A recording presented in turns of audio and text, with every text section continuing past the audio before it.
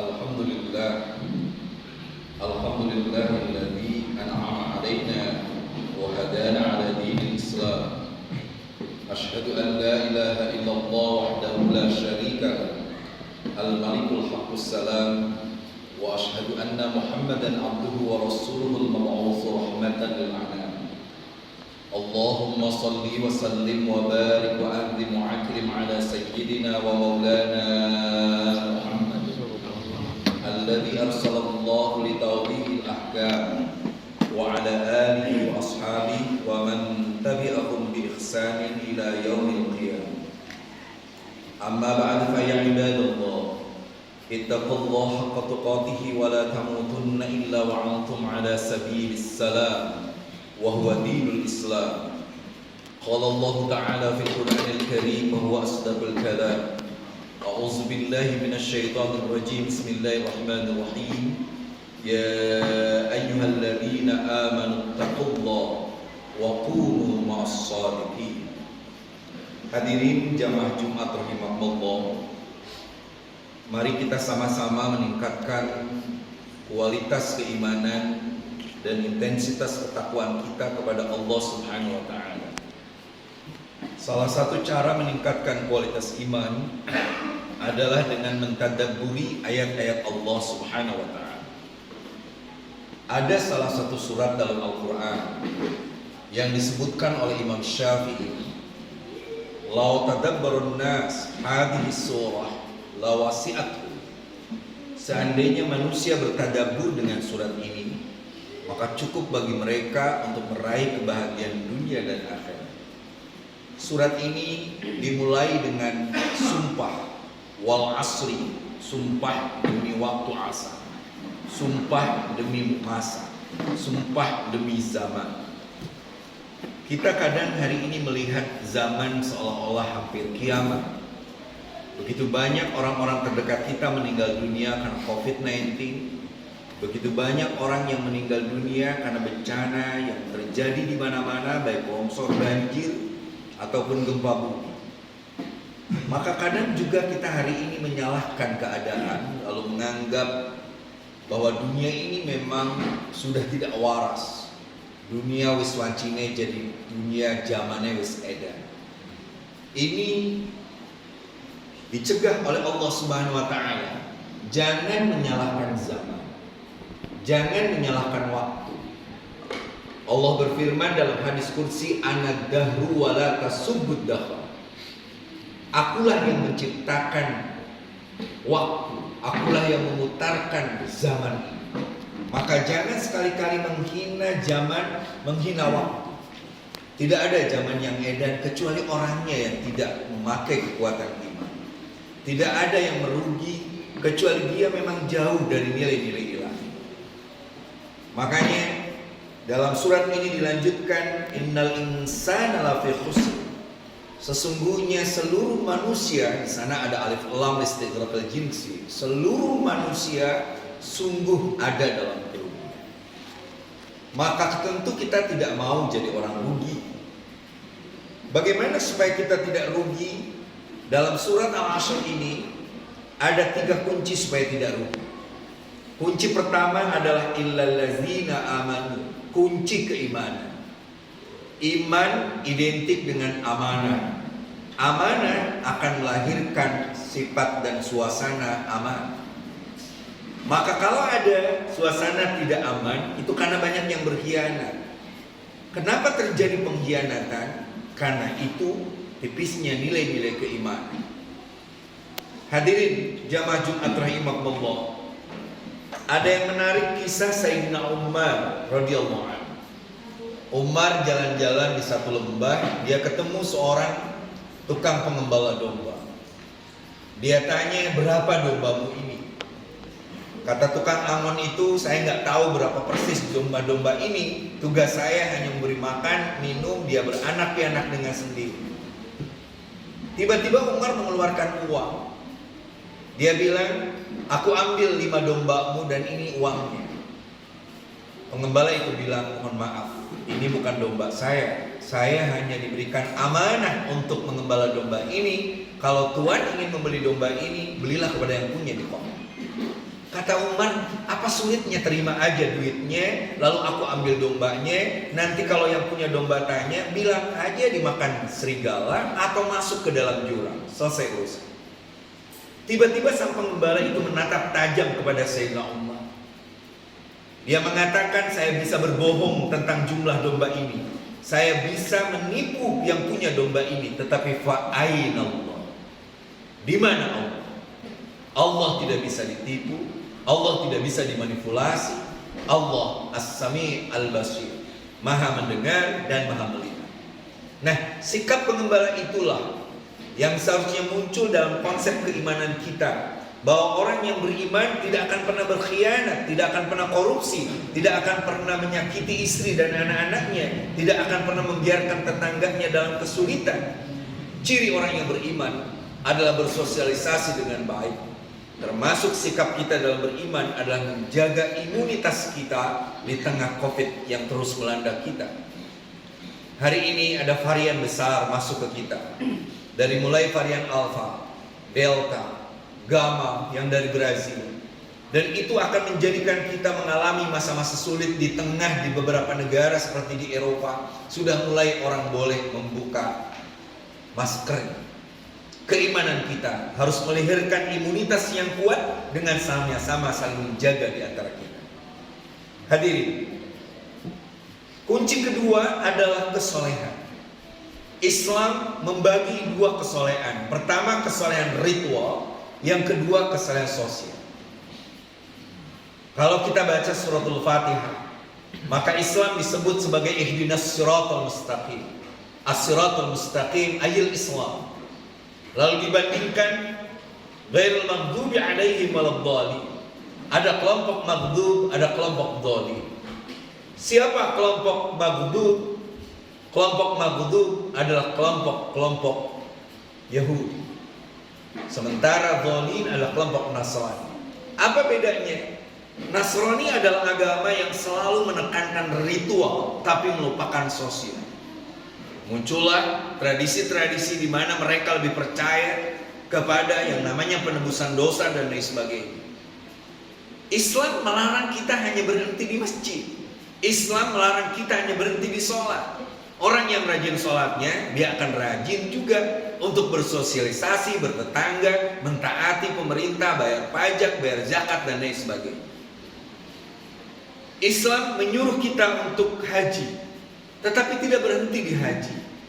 Orang yang pulang dari haji, dia menjadi orang yang akan menjadi penggerak gerakan transformasi di tengah masyarakat. Karena kita bukan juga Yahudi.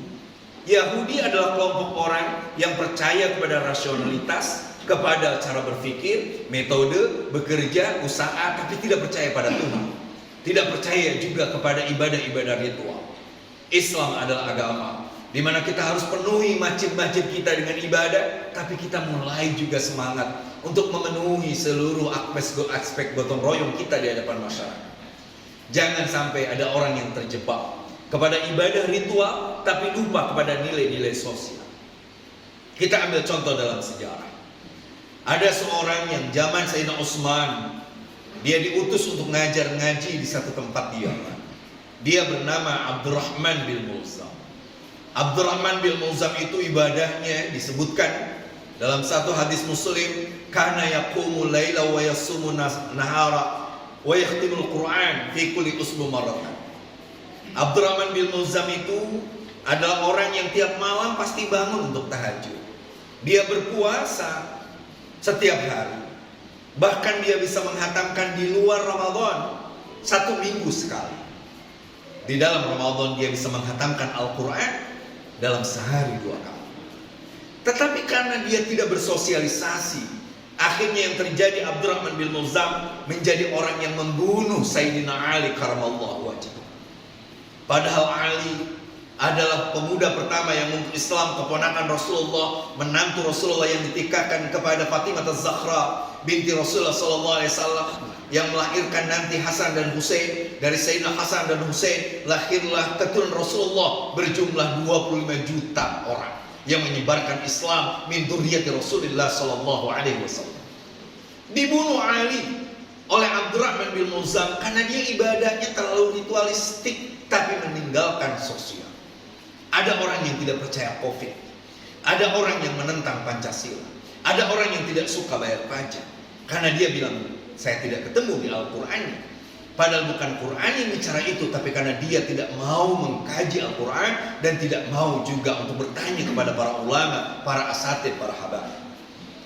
Inilah kekuatan Islam. Islam kuat karena ritualnya kokoh dan sosialnya betul-betul terjamin. Dan Islam hari ini menjadi agama yang paling luas jangkauannya. 1,3 juta penduduk dunia, 1,3 miliar penduduk dunia masuk Islam, dan tidak ada agama yang lebih cepat hari ini dipeluk oleh penduduk dunia kecuali Islam. Yang terakhir, kunci agar kita bahagia adalah kunci kesetiaan. Wa tawassau bil haqq wa tawassau bis sabr. Al-wasiyat artinya adalah setia. Wa tawassau artinya untuk selalu setia, saling menasehati, saling berwasiat. Atas apa? Atas nilai-nilai kebenaran dan nilai-nilai kesabaran. Wa tawasaw bil haqq wa tawasaw bis sabr. Hari ini kita perlu mempertimbangkan kembali komitmen keimanan kita. Karena banyak orang yang hari ini merasa telah membela kebenaran, tapi sebenarnya yang dibela adalah kepentingannya pribadi. Hari ini ada orang yang teriak-teriak takbir dengan menggema, tapi sebenarnya dia hanya sedang berpikir secara politis untuk mengagungkan kelompoknya dan komunitas-komunitasnya. Mari kita lihat bagaimana Ali bin Abi Thalib. Ali bin Abi Thalib, walaupun ukuran tubuhnya masih kalah tingginya lawan Umar bin Khattab, tapi kalau soal main pedang, Ali jago. Suatu saat Ali berhadapan dengan musuh yang dari pagi sampai sore dua-duanya saling mengalahkan. Dan pada satu kesempatan pedang Zulfiqar milik Ali ada di leher sang musuh ini. Kata Ali bin Abi Thalib, kalau aku mau maka pedang ini bisa memenggal lehermu. Apakah engkau akan terus menghina Rasulullah, menghina Islam, menghinakan fakir miskin, janda-janda tua? Si musuh alih-alih menyerah, dia malah meludahi wajah Ali bin Abi Thalib. Ali mengangkat pedangnya dan memasukkannya ke dalam tempatnya, dan Ali pergi begitu saja. Si musuh terkejut, dia bilang, ya Ali, engkau berusaha membunuhku, tapi kesempatan ada engkau membiarkan. Kata Ali, aku dan dirimu berjuang karena nilai. Aku berjuang demi kebenaran, engkau demi kemusyrikan. Aku berjuang demi Nabiku Muhammad, engkau berjuang demi kepongahan dan identitas kepribadian. Ketika engkau meludahiku, maka ada perasaan benci di hatiku. Maka aku tidak mau bila aku membunuhmu karena benci, sentimen, dan karena kepentingan pribadi. Aku ingin mengikhlaskan hatiku. Aku berperang semata-mata li'ila'i kalimatihil ulia, demi menegakkan la ilaha illallah Muhammadur Rasulullah. Biarkan saya mengasah dulu niat ini, agar saya nanti ketemu besok dengan kamu, saya betul-betul bisa kembali berjuang karena Allah, bukan karena saya diludahi wajahnya. Itulah nilai-nilai wasiat pada nilai-nilai kebenaran. Al-haqqu min rabbik fala takunanna minal mumtarin. Yang kedua adalah setia pada nilai-nilai kesabaran. Kita hari ini harus masih tetap bersabar. Covid itu tidak tahu kapan akan berakhir. Pertarungan besar antara kelompok-kelompok yang menyediakan vaksin hari ini belum menemukan format bagaimana cara mereset kembali sistem peruangan dunia. Apakah akan memakai sistem IMF dengan cash atau dengan cryptocurrency? Mereka hari ini terus mencari bagaimana ke depan dunia ini. Kalau tiba-tiba dunia ini dikuasai, sekolah tidak perlu ada tatap muka, pesantren tidak perlu ada pesantrennya. Mereka sedang mencari alternatif dunia seperti itu. Kita orang Muslim harus siap dengan segala, karena Islam adalah agama yang salihun likulli zaman wal makan. Bersabar bukan berarti kita menyerah dengan keadaan. Bersabar ada dengan cara mengirimkan anak-anak kita menjadi orang-orang hebat di bidang farmasi. Kita pernah punya tokoh namanya Ibnu Rushd, atau di dunia barat disebut Averroes. Averroes lahir tahun 1100 dan meninggal dunia pada tanggal 7 Desember 1189 di Cordova di Spanyol. Kita pernah memiliki ahli-ahli pandemi, sehingga Islam dulu masuk ke Eropa. Di zaman pes melanda Eropa habis-habisan, tidak ada yang bisa menyelamatkan Eropa kecuali vaksin yang dibikin oleh orang Islam. Islam dulu melahirkan apa yang hari ini disebut masker. Bukankah sebagian dari anak-anak kita, akhwat-akhwat kita memakai cadar-cadar mereka, terutama di tanah Timur Tengah, semata-mata agar penyebaran virus itu tidak terjadi. Kesabaran artinya berikhtiar, kesabaran artinya disiplin, kesabaran artinya mengikuti anjuran pemerintah, kesabaran artinya kita terus berdoa kepada Allah agar Allah segera untuk menghilangkan COVID di muka bumi ini, sehingga kita bisa berbondong-bondong melakukan umroh ke tanah suci Mekah, dan tahun depan insya Allah kita bisa melaksanakan haji ke Baitullah dan berziarah ke makam Rasulullah Sallallahu Alaihi Wasallam. Barakallahu li wa lakum fil Qur'anil Karim wa nafa'ani wa iyyakum bima fihi minal ayati wa zikril hakim. Taqabbal minna wa minkum tilawatahu innahu huwas samiul 'alim.